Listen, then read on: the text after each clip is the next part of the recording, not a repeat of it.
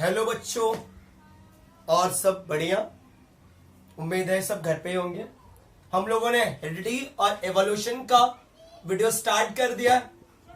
ये साइंस 2 का है और हम लोग आज आगे चल रहे। Evidence of evolution.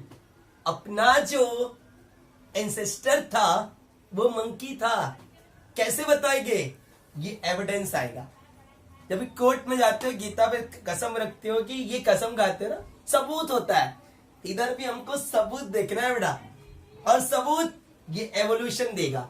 एवोल्यूशन का मतलब क्या होता है? The gradual change of the species in long duration. किसी स्पीसीज को बदलने के लिए लॉन्ग ड्यूरेशन। हम लोग पहले यही नहीं जीन्स और टी शर्ट पहनते थे, ये तो अब पहनते बिकॉज इवोल्यूशन हुआ। पहले हम आदिमानव थे, ये सब ह्यूमन इवोल्यूशन में आएगा। पहला है बेटा मॉर्फोलॉजिकल एविडेंस। वर्ड्स ध्यान से सुनना, टर्म्स थोड़ा। मॉर्फोलॉजिकल, मॉर्फोलॉजिकल मतलब होता है आकारिक प्रमाण। हमें वो चीज का एक आकारिक प्रमाण दे रहा है। एक सिंपल बोलता हूं, मान के चलो एक मंकी है, ठीक है, और एक ह्यूमन है। अरे एक बंदर मान लो, अरे खुद को मान लो। बंदर की जो पोजीशन ऑफ आईज है, पोजीशन ऑफ आईज, आपको चीज देखना है। Position of eyes, neck, nose, ear और माउथ, ये 4 चीज देखते हैं इंसान और हम में। मुझे इतना पता है कि ये स्ट्रॉन्ग नहीं है बट एविडेंस है। देखो कैसे, मंकी, ह्यूमन, और मैं ले लेता हूं कैट, और मैं ले लेता हूं डॉग, ठीक है। क्या किसी का एक आंख इधर है और एक आंख इधर है? क्या नहीं। हर एक स्पीसीज का जो पोजीशन ऑफ आईज है वो फिक्स है, चाहे वो मंकी का हो, चाहे वो ह्यूमन का हो, चाहे कैट का हो, चाहे डॉग का हो। वो जो माइनर चिंता अलग बात है। यहां पर हम ये पढ़ रहे हैं कि जो इंसानों की जो आंख का जो जगह है हर एक स्पीसीज का वो सेम है, किसी का अलग अलग नहीं है। और नोज, नाक सभी का एक जैसा ही है, थोड़ा बहुत मॉडिफिकेशन होता है सर, ठीक है। और ईयर, कान सुनने का काम कर दिए, चाहे वो मंकी का हो, ह्यूमन का हो, कैट का, डॉग का हो, ठीक है। और माउथ, सभी के मुंह का जो बनावट है, जो रचना है, वो फिक्स स्ट्रक्चर है, किसी का अलग अलग नहीं है, ठीक है। तो ये मॉर्फोलॉजिकल एविडेंस ये कहता है कि position of eyes, nose, ear and mouth are fixed in all species, all are different species। हर एक स्पीसीज का जो ये पोजीशन है ये फिक्स है, किसी का बदलता नहीं है। ये इससे मालूम पड़ता है कि हमारा जो एंसेस्टर है वो ओल्ड जनरेशन का है। तो आई होप आपको मॉर्फोलॉजिकल समझा होगा, ठीक है। बड़ा सेकंड है एनाटॉमिकल एविडेंस। दूसरा क्या है? एनाटॉमिकल। एनाटॉमिकल, इसे हम लोग कहते हैं शारीरिक विज्ञान संबंधी प्रमाण। अब इसको आप कह सकते हो। अब मैं आपको एग्जांपल देता हूं। ह्यूमन का हैंड, ह्यूमन हैंड, ठीक है। कैट्स फोर लेग और फ्लिपर ऑफ बेल, ठीक है। Human hand, cats four leg और फ्लिपर ऑफ बेल, ये तीनों स्पीसीज अलग अलग है।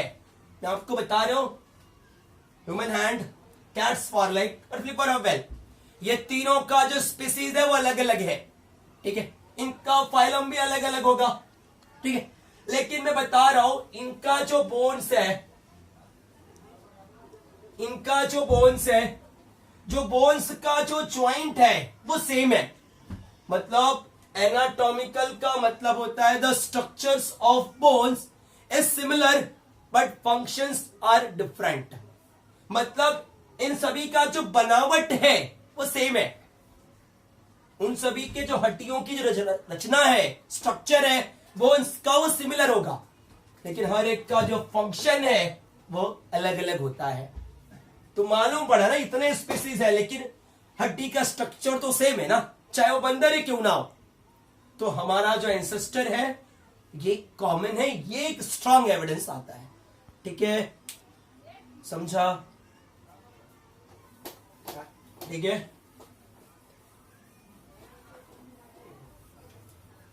थर्ड है vestigial organ. Third is vestigial. What is clear? Vestigial, इसे कहते हैं हिंदी में अवशेषांग। अवशेष मतलब बचा हुआ अंग। The deoxygenated organ present on the body, मतलब आपके शरीर के अंदर कुछ ऐसा अंग होगा जिसका काम ही नहीं है पर वो है। बंदरों के, अगर आप अपना वर्मीफॉर्म अपेंडिक्स, वर्मीफॉर्म अपेंडिक्स, इसे आप आंत्रपूछ कहते हो, जो बंदरों के पास पूछ थी वो अब नहीं है, बिकॉज ये वर्मीफॉर्म अपेंडिक्स था सेलुलोज के लिए। जो हम लोग पत्ते खाते थे, ये याद रखो कि हमारा जो पूर्वज था वो पहले पत्ते ही खाता था। शाका कंदमूल मतलब अनकुक्ड, मतलब बिना पकाया हुआ भोजन खाते थे, जिसकी वजह से उनके पास पूंछ हुआ करती थी। They have vermiform appendix. लेकिन आज वो धीरे धीरे इवॉल्व हो गया, लेकिन उसके आज भी निशान है। निशान कभी मिटता नहीं है, मिटाए एक बार अगर आपको घाव हो जाए उसका निशान नहीं मिटता। तो भाई इधर भी है, इवोल्यूशन कितना भी बड़ा हो लेकिन कुछ ना कुछ रहस्य छोड़कर गया है। दूसरा है कोक्कायक्स।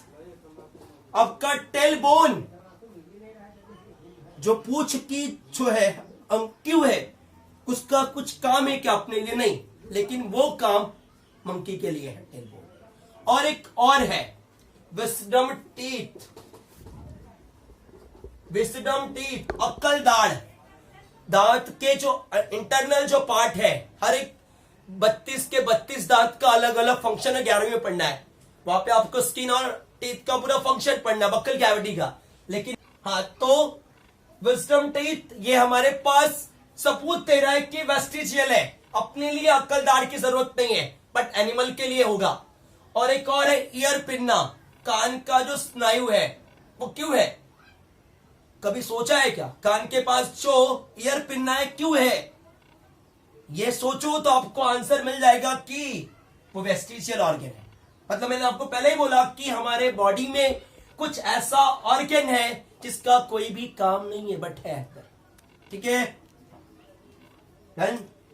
ओके, नेक्स्ट है बच्चों के पास फोर्थ एविडेंस है palaeontological evidence. Fourth evidence is palaeontological. Palaeontological, palaeontological, palaeontological का मतलब होता है जीवाश्म। आपने सुना होगा कि जब अगर भूकंप, अर्थक्वेक, सुनामी कुछ भी आता है तो पता है ना, लोग इनसाइड द ग्राउंड जाते हैं, जमीन के अंदर, या कुछ भी हो सकता है। मतलब कोई भी सडनली हैपन होना ये है। जैसे कि हम लोग ने पढ़ा है कि इंसान से पहले डायनासोर्स आए थे, लेकिन डायनासोर्स के जो निशान है, उनके जो भी फुटप्रिंट मिलते हैं हमें चट्टानों, रॉक्स पर, fossil fuel, fossil fuel, fossils पर, फॉसिल्स पे जो भी मतलब निशान मिलते हैं वो आपको बता रहे हैं कि आप सब इवोल्यूशन हुए हो। ठीक है, तो इसी फॉसिल्स फ्यूल में मेथड है carbon dating method. Carbon dating method, इस कार्बन डेटिंग मेथड में C14 और C12 C14 और C12 के रेशियो को निकालकर सीडियम लाया गया, कार्बन डेटिंग मेथड। ये कार्बन डेटिंग मेथड, ये कार्बन का एटॉमिक नंबर है 6, मास है 12, एटॉमिक नंबर 6, मास हो गया 14। जिसका एटॉमिक नंबर सेम होता है, मास अलग अलग होता है, उसको हम लोग क्या कहते हैं, आइसोटोप्स। तो यहां पर दो आइसोटोप्स लिया गया है, ये है नॉन रेडियो एक्टिव और ये है radio active. Non radio active मतलब जिसको डिकम्पोज होने में टाइम जाएगा, बट ये क्या होगा, इसका हाफ लाइफ टाइम होता है। तो हर एक एलिमेंट्स का कुछ हाफ लाइफ टाइम है। मालूम पड़ा कि सीडियम की इस कार्बन डेटिंग मेथड से मालूम पड़ा कि जो फॉसिल फ्यूल के निशान है वो हमें बता रहे हैं कि हम लोग में क्या हुआ, evolution. We have to prove and, आप देखो ना फर्स्ट क्या था, जब जमीन में लोग गए पहले इनवर्टिब्रेट आए। इनवर्टिब्रेट का मतलब जिसके अंदर हड्डी नहीं होता है। फिर कौन आया, वर्टिब्रेट, फिर फिशेस, एम्फीबियन, फिर मैमल्स, फिर रेप्टाइल्स। मतलब कि इवोल्यूशन होती चला गया ना, तो इवोल्यूशन का एक सीरीज है ये, ठीक है। ये हुआ आपका कौन सा, पैलेंटोलॉजिकल। क्या हुआ बच्चों, palaeontological. And your fifth evidence is the most important evidence is a connecting links. Connecting links का मतलब क्या होता है, what is the meaning of connecting, is a word is connection. Connecting links is a connections. Connection का मतलब कि अगर मैं आपको बोलूं duck billed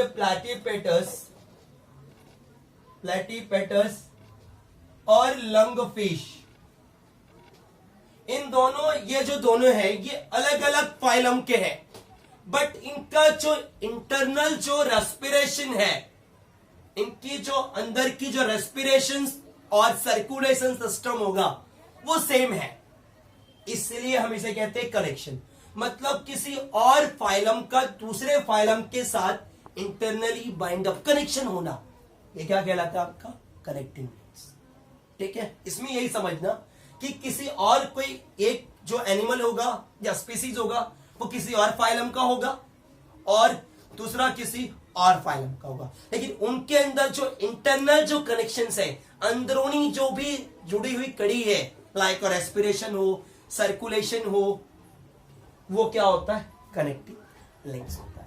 and your last proof is very strong evidence to prove that कि हमारा जो एंसेस्टर था वो मंकी था। ये सबसे तगड़ा और सबसे कड़क बोल सकते हैं प्रमाण है।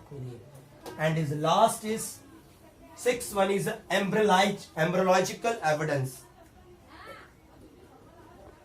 Embryological भ्रूण विज्ञान प्रमाण।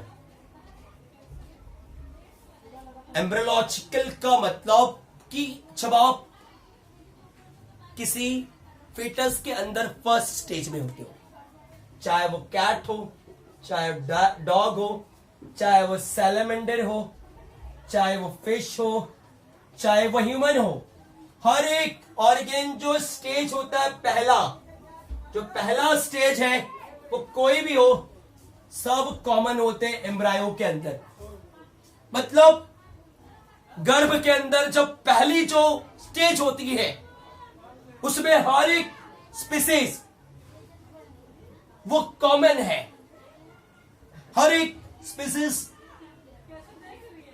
कॉमन होता है in the form of embryo. तो ये सबसे लॉन्ग और सबसे स्ट्रॉन्ग एविडेंस है कि हम सबका जो एंसेस्टर है वो इवोल्यूशन के थ्रू इवॉल्व हुआ है।